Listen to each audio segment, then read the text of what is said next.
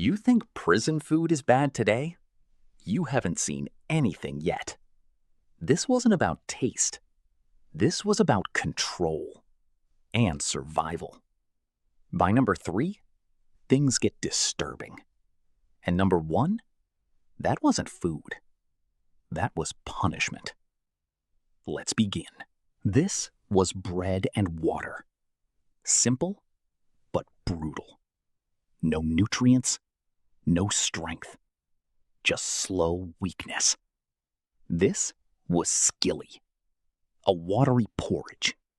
It looked like food, but gave nothing. You stayed hungry. This was salt pork scraps. Hard, greasy, old, almost impossible to chew. Sometimes rotten, still eaten. Moldy cornbread. Yes, moldy. Scraped, not thrown.